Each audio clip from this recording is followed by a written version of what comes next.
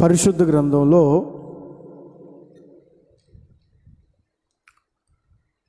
పరమగీతముల గ్రంథం 2వ అధ్యాయం. పరిశుద్ధ గ్రంథంలో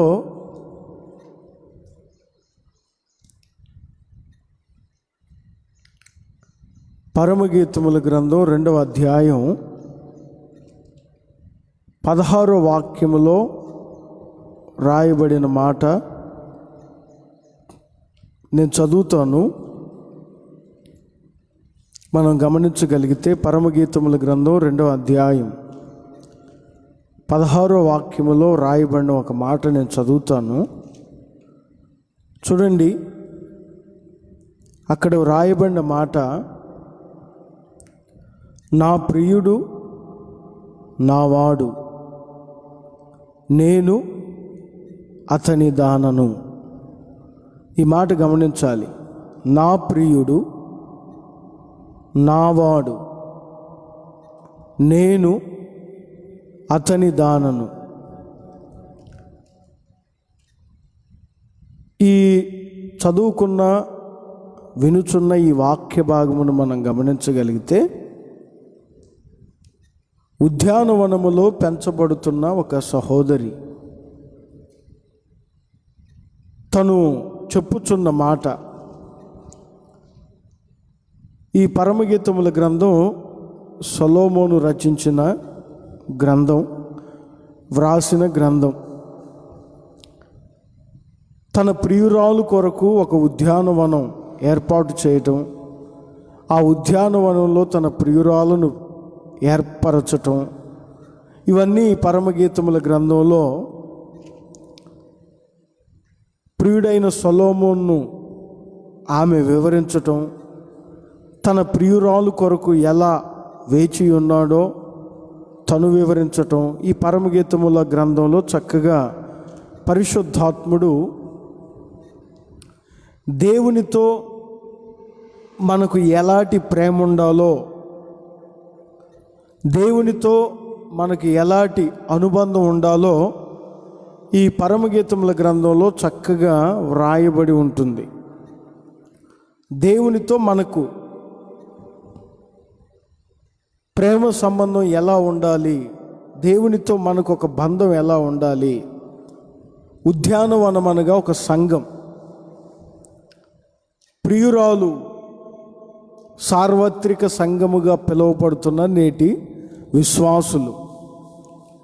ప్రియుడు ఎవరు అంటే మన ప్రభు అయిన యేసుక్రీస్తు.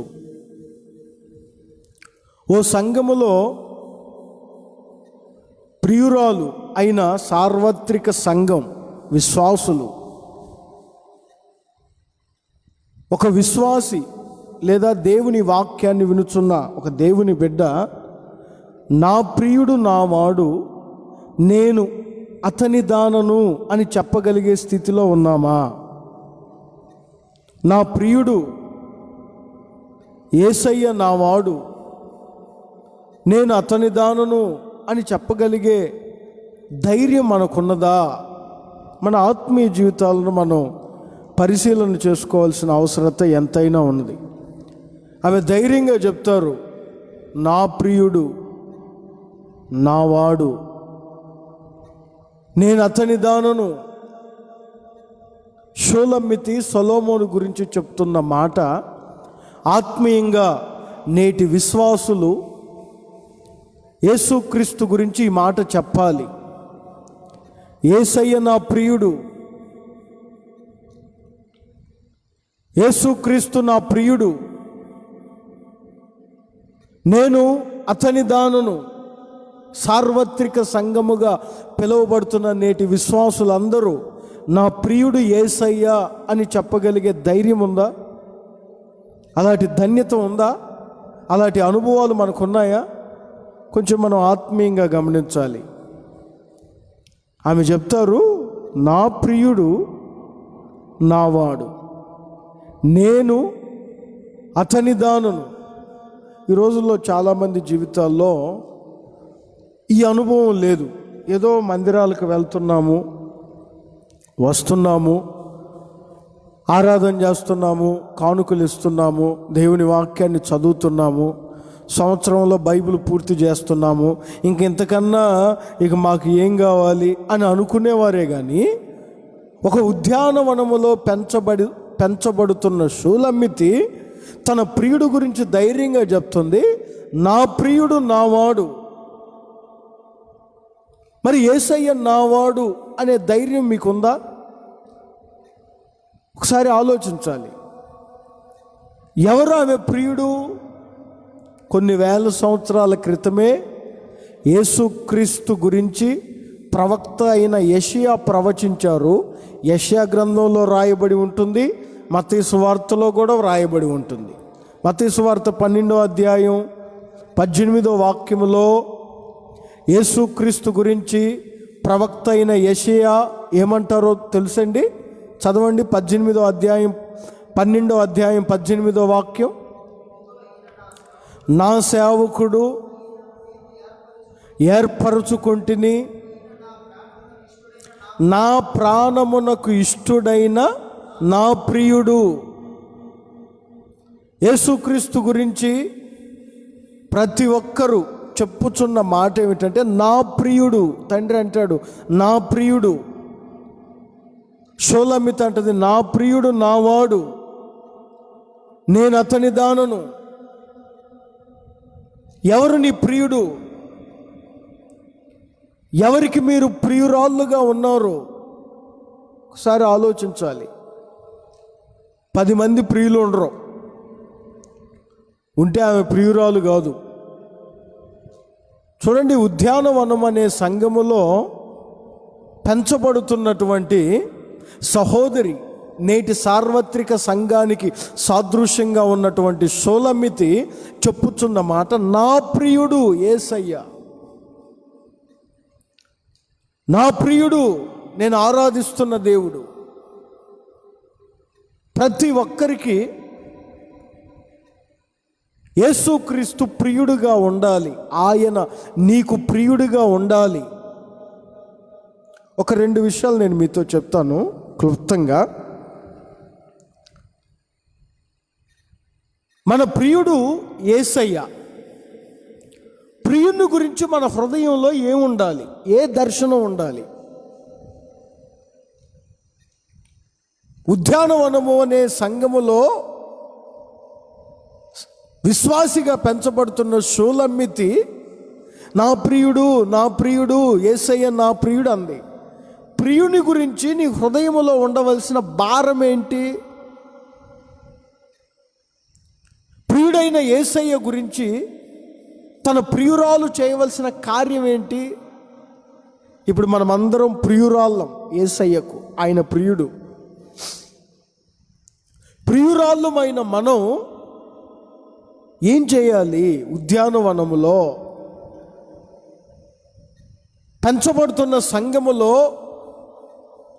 ప్రియుడు వచ్చేంత వరకు, ప్రియుని దర్శనం మనకు కలిగేంత వరకు, ప్రియునితో మనం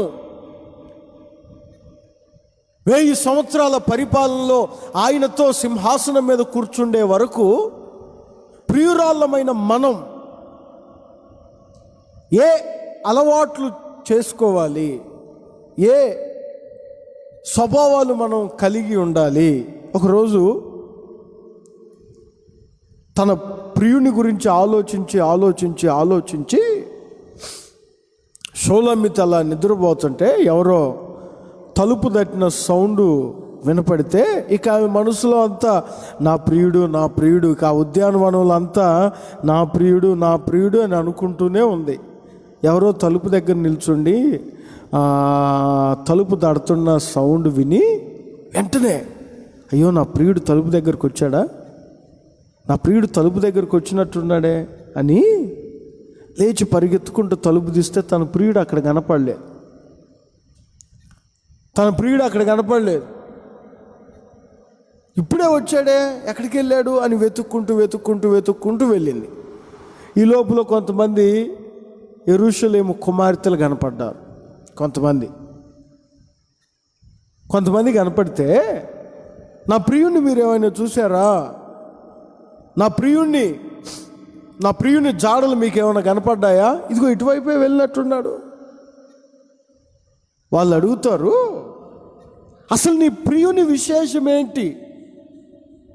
నీ ప్రియుని గుర్తులేంటి? నీ ప్రియుని స్వభావం ఏంటి? సార్వత్రిక సంఘముగా పిలువబడుతున్న షూలమ్మితికి తన ప్రియుని విశేషం తెలిసి ఉండాలి. ఈ రోజున విశ్వాసులకు తన ప్రియుని యొక్క గొప్పతనం తెలిసి ఉండాలి. ప్రియుని గురించి చెప్పాలి. మొదటిగా ప్రియుడైన యేసయ్య గురించి చెప్పాలి. ఆమె చెప్తారు చూడండి, 5వ అధ్యాయం పరమగీతముల గ్రంథం 5వ అధ్యాయం 8వ వాక్యములో 9వ వాక్యములో ఈ మాటలే వ్రాయబడి ఉంటాయి. స్త్రీలలో అధిక సుందరి వగుదానా, వేరు ప్రియుని కన్నా నీ ప్రియుని విశేషమేమిటి? నీ ప్రియుని విశేషమేంటి? మొట్టమొదటిగా నేను మీతో చెప్పాలనుకున్న మాట ఏమిటంటే, ప్రియురాళ్ళమైన మనకు ప్రియుని గురించి చెప్పే ఆ స్వభావం మనలో ఉండాలి. ప్రియుని గురించి చెప్పాలంటే నీ ప్రియుని విశేషం నీకు తెలిసి ఉండాలి. తెలియకుండా ఎలా చెప్తామండి? ఇప్పుడు ఈరోజు చాలామంది చూడండి, ఒక వస్తువు ఏదైనా అమ్ముతున్నారంటే దాని గురించి తెలిసి ఉంటేనే అమ్ముతాం. తెలియకపోతే వాడి దగ్గర ఆ వస్తువు ఎవరు కొనరు.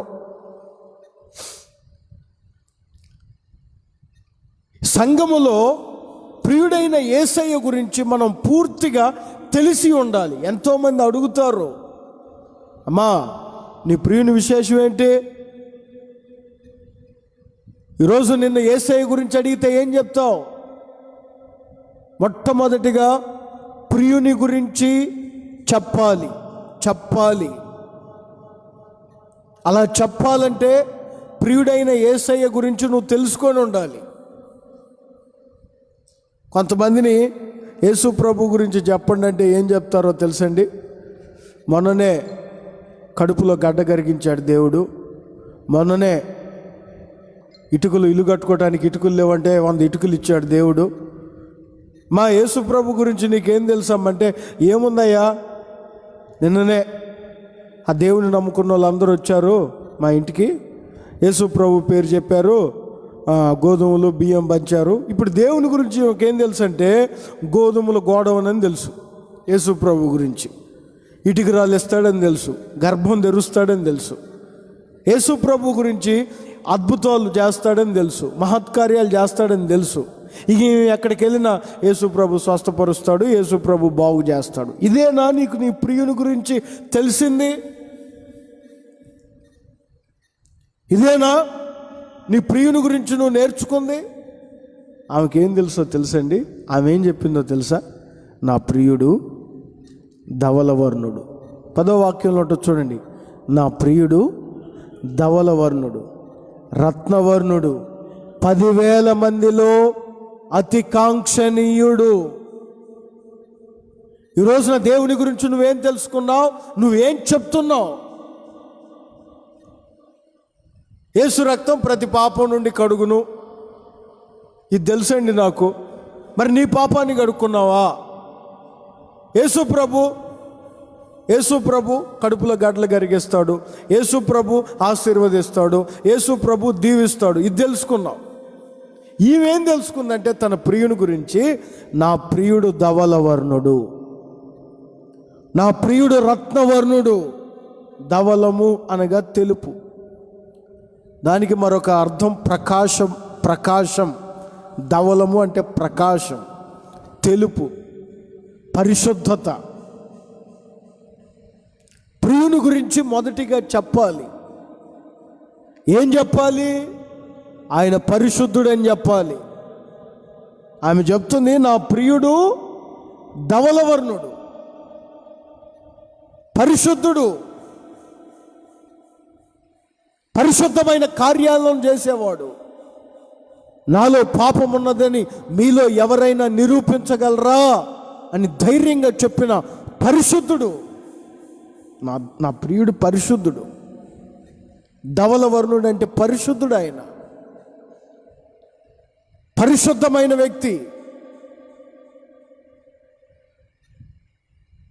పరిశుద్ధుడు నా ప్రియుడు.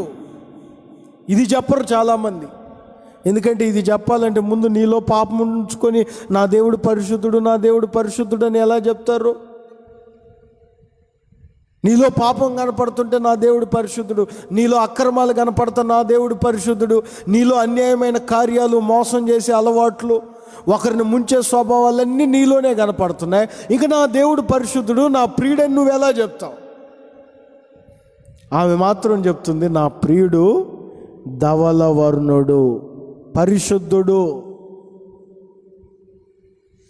పరిశుద్ధమైన వ్యక్తి. మనుషులు చెప్పలేకపోతున్నారండి నా ప్రియుడు ధవలవర్ణుడని. ఏం తెలుసు? యేసు ప్రభు పరిశుద్ధుడని తెలిస్తే కదా. ఎంతకాడికి కొంతమంది ఆయన స్వస్థపరుస్తాడు, ఆయన బాగు చేస్తాడు, ఆయన గాయములు కడతాడు, ఆయన మీలో ఉన్న దురాత్మలు తొలగిస్తాడు. ఇదే దురాత్మలు చెప్తున్నాయి దేవుడు పరిశుద్ధుడని. మీకు తెలుసో లేదో, దురాత్మలు చెప్తున్నాయి ఆయన పరిశుద్ధుడని. సేవకులు, విశ్వాసులు చెప్పలేకపోతున్నారు. ఓ ప్రాంతానికి యేసు ప్రభు వెళ్తే, పరిశుద్ధుడు అయిన దేవుని కుమారుడా, మాతో నీకేమి? మార్కు సువార్త 1వ అధ్యాయం, పరిశుద్ధ గ్రంథంలో మార్కు సువార్తమానం 1వ అధ్యాయం చూడండి. అక్కడ 23వ వాక్యం నుంచి, సమాజ మందిరంలో అపవిత్రాత్మ పట్టిన మనుషుడు ఒకడుండెను. యేసు, మాతో నీకేమి? మమ్మల్ని నశింపజేయుటకు వచ్చితివా? నీవెవడివో? ఎవడివా నువ్వు? ఎవరివో తెలుసా? నీవు దేవుని పరిశుద్ధుడవు, ధవలవర్ణుడవు, పరిశుద్ధమైన వ్యక్తివి. ప్రియురాళ్ళైన విశ్వాసులు, సార్వత్రిక సంఘం ఈ రోజున యేసయ్య ధవలవర్ణుడు అని చెప్తుందా? 10 వారాలు రండి, మీకు స్వస్థత కలుగుతుంది. 4 సార్లు మా దగ్గర ప్రార్థన చేయించుకోండి, మా దగ్గర తైలం కొనండి, మా దగ్గర ఖర్చీపులు కొనండి, మా దగ్గర అవి చేయండి, మాకు స్పాన్సర్ చేయండి, మాకు ఆ ప్రోగ్రాములకి డబ్బులు కట్టండి అని చెప్తున్నారు. కానీ ధవలవర్ణుడు దేవుడని చెప్తున్నారా? అపవిత్రాత్మ పట్టినోడు ఒకటి కేకలేస్తున్నాడండి యేసయ్యను చూసి, నువ్వు దేవుని కుమారుడవు, నువ్వు పరిశుద్ధుడవు, నువ్వు పరిశుద్ధుడవు. మరొక మాట అంటుంది ఆమె, నీ ప్రియుని విశేషం ఏంటంటే, మరొక మాట అంటుంది. ఏమంటుందో తెలుసా? నా ప్రియుడు రత్నవర్ణుడు, ఎర్రటివాడు. ఎర్రటివాడు కారణం, దాని ఆత్మీయ అర్థం ఏమిటంటే, మా పాపముల నుంచి విడిపించువాడు, మా అతిక్రమాల నుంచి విడిపించువాడు.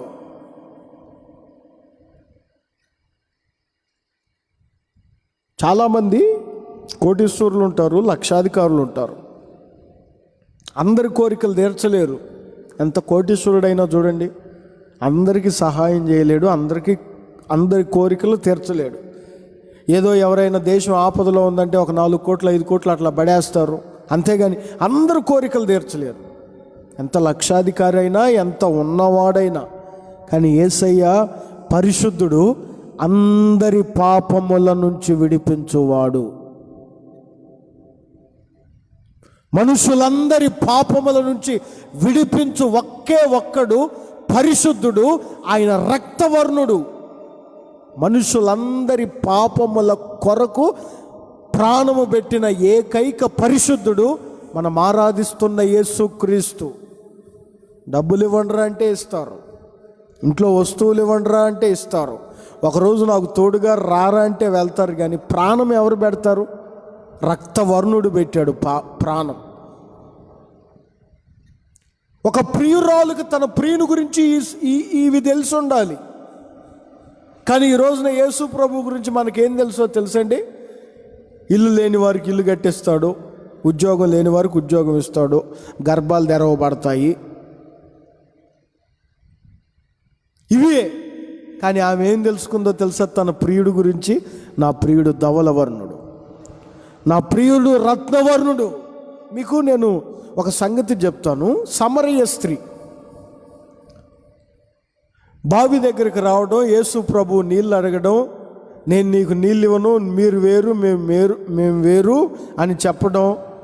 ఆయనేమో అసలు నిన్ను నీళ్ళు అడిగేవాడెవరో తెలిస్తే నువ్వు ఆశ్చర్యపోతావు అంటే వీళ్ళిద్దరి మధ్యలో చాలా సంగతులు జరిగాయి.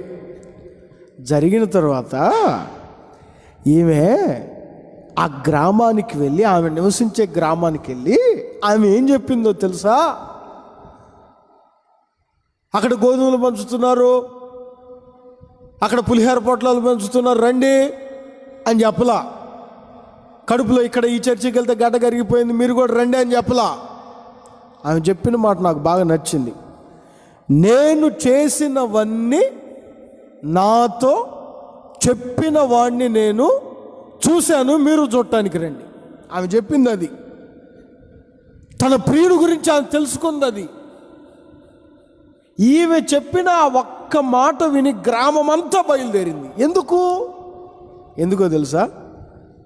గ్రామస్తులు ఏ రోజైనా ఒకవేళ ఆమెను ఏమైనా అడిగితే నాకు తెలియదని అబద్ధం చెప్పేది. ఆమె వేశ్య వృత్తి కదండి.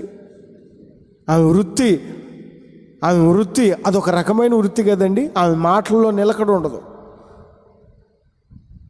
ఏది అడిగినా కానీ ఆహా నేనే కరెక్ట్ అనేది. కానీ ఈవేంటి మొదటిసారి నేను చేసినవన్నీ చెప్పిన వ్యక్తిని నేను చూశాను, నేను చేసిన పాపాలన్నీ చెప్పిన వ్యక్తిని నేను చూశాను, రండి అంటుంది. ఈరోజు ఏమో నిజం చెప్తుంది. ఇప్పటివరకు అబద్ధాలు చెప్తూ మనలను మోసం చేసింది. ఈమె మాటలో ఈరోజు నిజం కనపడుతుంది. మీరు చేసిన వంటలా, అబ్బాయి సుబ్బారావు నువ్వు చేసిన మొత్తం చెప్తున్నాడు అక్కడ ఒక ఆయన అని అంటలా. మొదటిగా ఆమె గురించి ఆమె చెప్తుంది. ఎందుకో తెలుసా? ప్రియుడైన యేసయ్య గురించి ఆమె నేర్చుకుంది. ఆమెకు తెలిసింది ఏమిటంటే ఈయనే లోకరక్షకుడు, ఈయనే క్రీస్తు, ఈయనే ధవలవర్ణుడు, ఈయనే రత్నవర్ణుడు. మీకేం తెలుసు? మొట్టమొదటిగా ఉద్యానవనములో పెంచబడుతున్న ప్రియురాళ్ళైన దేవుని సంగమా, ప్రియుని గురించి నువ్వు చెప్పాలి. ఏం చెప్పాలి? ఆయన పరిశుద్ధుడని, నీ పాపముల నుంచి విడిపించే ఎర్రనివాడని. ఇలా చెప్పగలుగుతున్నామా ఈరోజు? మనం ఏం చెప్తున్నాం? ఇంతకాడికి కొంతమంది చూడండి, ఆ యేసు ప్రభు స్వస్థపరుస్తాడు, వచ్చేవారం ఆ యేసు ప్రభు బాగు చేస్తాడు, మరొక వచ్చేవారం యేసు ప్రభు గుంటలో పడ్డోళ్ళని లేవనెత్తుతాడు. ఒక ప్రియుని గురించి ప్రియురాలు చెప్తున్న మాట ఏమిటంటే నా ప్రియుడు ధవలవర్ణుడు, నా ప్రియుడు రత్నవర్ణుడు. మొట్టమొదటిగా నేను మీతో చెప్పాలనుకున్న మాట ఏమిటంటే ఉద్యానవనములో పెంచబడుతున్న ప్రియురాళ్ళమైన నేటి విశ్వాసులమైన మనం మన ప్రియుని గురించి మనం చెప్పాలి. అలా చెప్పాలంటే ముందు మన ప్రియుని గురించిన విశేషాలు మనం తెలుసుకోవాలి. సమరయ స్త్రీ వెళ్ళి ఆ గ్రామస్తులందరితో చెప్తుంది, నేను చేసినవి మీరు చేసినవి కాదు, నేను చేసినవి నాకు చెప్పాడు, నా పాపము నుంచి నన్ను విడిపించాడు, నన్ను పవిత్రమైన మార్గంలో నడిపించాడు, రండి మీరు. ప్రియుని గురించి చెప్పండి, ప్రియుని గురించి చెప్పండి. నేటి విశ్వాసులారా, యేసయ్య గురించి చెప్పండి. ఆయన ధవలవర్ణుడని, ఆయన పరిశుద్ధుడని, ఆయన రత్నవర్ణుడని, ఆయన్ని పాపముల నుంచి విడిపిస్తాడని చెప్పు. మరొక విషయాన్ని చెప్తాను. పరమగీతముల గ్రంథం 8వ అధ్యాయం, పరమగీతముల గ్రంథం 8వ అధ్యాయం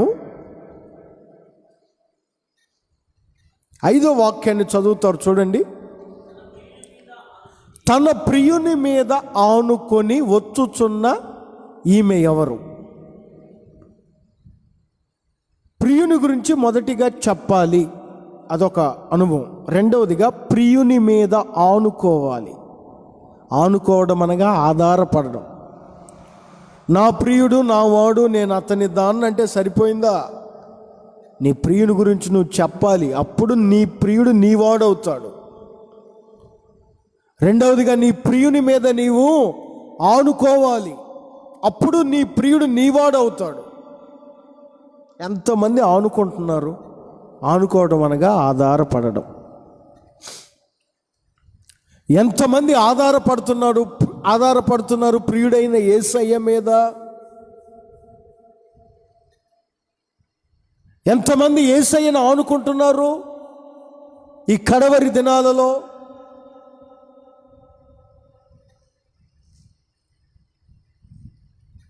ఒకసారి మీరు గమనించండి. నా ప్రియుడు నావాడు, నేను అతని దానను అంటే ఎలా అవుతాడమ్మా నీ వాడు? నువ్వు ఆయన గురించి చెప్పాలి, అప్పుడు అవుతాడు. నువ్వు ఆయన మీద ఆనుకోవాలి. నేను మీకు ఒక విషయం చెప్తాను. అది అపోస్తుల కార్యముల గ్రంథం 14వ అధ్యాయం. పరిశుద్ధ గ్రంథంలో అపోస్తుల కార్యముల గ్రంథం 14వ అధ్యాయంలో ఇక్కడ ఒక ప్రాంతంలో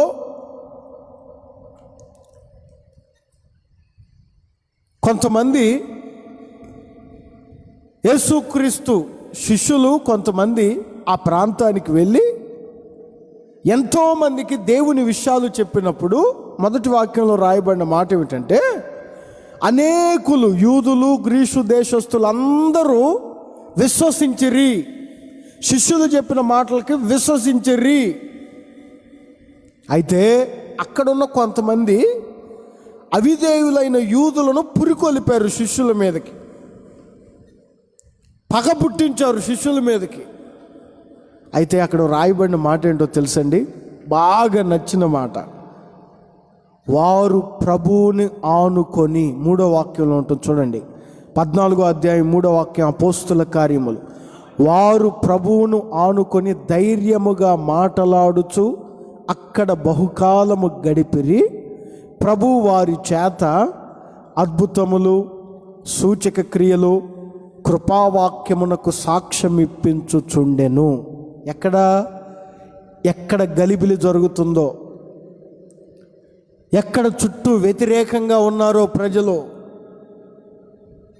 ఎక్కడ ఇక నా వల్ల కాదు, ఇక నేను చేయలేను, ఇక్కడ నేను మాట్లాడలేను, అమ్మో వీళ్ళేంటి నా మీద పగలు పెట్టుకున్నారు, వీళ్ళేంటి నా మీద అన్యజనులు పురికొల్పుతున్నారు అని శిష్యులంతా బెదురుతున్న ఆ సమయంలో వారు ప్రభువును ఎప్పుడైతే ఆనుకున్నారో, ప్రియుని మీద ఎప్పుడైతే ఆధారపడ్డారో, పగలున్న చోట, శత్రువులున్న చోటే అనేక దినాలు అక్కడ గడిపి వారి మధ్యలోనే అద్భుతాలు జరిగించారు.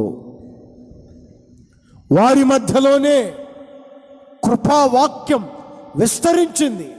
కారణం ఏంటంటే వారు ప్రియుని మీద ఆనుకున్నారు, ప్రియుడైన యేసయ్య మీద ఆధారపడ్డారు. మీకు బాగా తెలిసిన మాటే. హెబ్రీ పత్రిక 11వ అధ్యాయం చదవగలిగితే, హెబ్రీ పత్రిక 11వ అధ్యాయం 21వ వాక్యంలో ఒక మాట ఉంటుంది చూడండి. విశ్వాసమును బట్టి యాకోబు అవసాన కాలమందు ఆశీర్వదించి తన చేతి కర్ర మొదల మీద ఆనుకొనెను. 12 మంది కుమారులు యాకోబుకి. ఎవరో ఒక్కరి మీద పోయి ఆధారపడిపోయావా యాకోబు? నువ్వు నమ్ముకున్న ఆ చేతి కర్ర, నువ్వు ఒంటరిగా అరణ్య ప్రయాణం చేసినప్పుడు నీకు తోడుగా ఉన్న ఆ చేతి కర్ర మీదనే నిన్ను ఎవరు అనుకోమన్నారు? ఆత్మీయంగా కొంచెం గమనించండి. ఆ చేతి కర్ర ప్రియుడైన యేసయ్యకు సాదృశ్యం. యాకోబుకు ఒక్కటి తెలుసు, శ్రమల మధ్యలో నాకు తోడుగా ఉన్నది ఈ కర్రే, అరణ్య యాత్రలో నన్ను బలపరిచింది ఈ కర్రే, పొరుగువాడైన నా మామ దగ్గర నన్ను ఆశీర్వదించింది ఈ కర్రే, యాకోబును ఇశ్రాయేలుగా మార్చింది ఈ కర్రే. అంటే ప్రియుడైన యేసయ్యే. ఇప్పుడు నేను ఆయన మీదే ఆధారపడ్డా. నీకు 12 మంది కుమారులు కదా, ఎవడో ఒక్కడి మీదైనా ఆనుకోపోయావా? 12 మంది పేరు కుమారులు.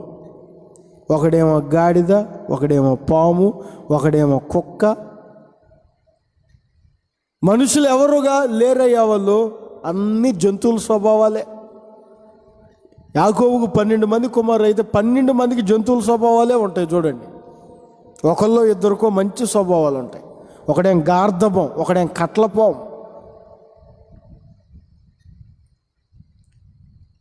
ఎవరి మీద నేను ఆధారపడాలి? ఒకడేమో 2 తలంపుల మధ్యలో నడిచేవాడు, ఒకడేమో పైకి బాగుంటాడు, లోపలేమో నా తండ్రి చనిపోతే ఆస్తి నాకు వస్తుందేమో అని ఆలోచించేవాడు. ఇప్పుడు నేను ఎవరి మీద ఆధారపడాలో తెలుసా? ప్రియుడైన యేసయ్య మీద ఆధారపడాలి. ఏ మనుషుడు నమ్మదగిన వాడు కాదు, లోకములో ఎవరూ నమ్మదగిన వారు కాదు. కడుపున పుట్టిన వారే శత్రువులై, విరోధులై, ఎదురెదురు ఉంటూ మాట్లాడుకోలేని ఈ రోజుల్లో నువ్వు ఆధారపడవలసింది, నీవు ఆశ్రయించవలసింది, నీవు ఆనుకోవలసింది నీ ప్రియుడైన యేసయ్య మీదనే నీవు ఆనుకొని ఉండాలి. నా ప్రియుడు నావాడు, నేను అతని దాన్ని. షోలమితి, నీ ప్రియుడు ఎలా నీవాడయ్యాడు అంటే ఆమె చెప్తారు, నా ప్రియుని గురించి నేను చెప్తున్నాను. రెండవదిగా, నా ప్రియుని మీద నేను ఆనుకున్నాను. ప్రియమైన ఈ మాటలు వినుచున్న దేవుని ఆత్మీయులారా, నీ ప్రియుడైన యేసయ్య నీవాడుగా మారాలంటే ముందు నీ ప్రియుని గురించి చెప్పాలంటే నీకు తెలియాలి. ఆమె తెలుసుకుంది ధవలవర్ణుడు, రత్నవర్ణుడు, నువ్వు కూడా తెలుసుకో. రెండవదిగా, నీ ప్రియుని మీద నీవు ఆనుకోవాలి. ఈ స్వభావాలు నీలో ఉంటే అప్పుడు నువ్వు చెప్పగలవు, నా ప్రియుడు నావాడు, నేను అతని దానను. ఈ మాటలు వినుచున్న దేవుని సంగమా, దేవుని ప్రియులారా, మన ప్రియుడైన యేసయ్య ప్రియురాళ్ళమైన మనల్ని ప్రస్తుతానికి ఉద్యానవనం అనే సంఘములో పోషిస్తున్నాడు. ఎందుకో తెలుసా? ప్రియుని మీదనే నీవు ఆనుకోవాలని, ప్రియుని గురించి నువ్వు తెలుసుకోవాలని. అలా తెలుసుకొని ఆయన మీద ఆనుకొని ఆయన రాకడ కొరకు సిద్ధపడే ప్రియురాళ్ళమైన సంఘములుగా మనము మార్చబడుదుముగాక. ప్రభు ఈ మాటలు మీ హృదయములో భద్రపరచునుగాక.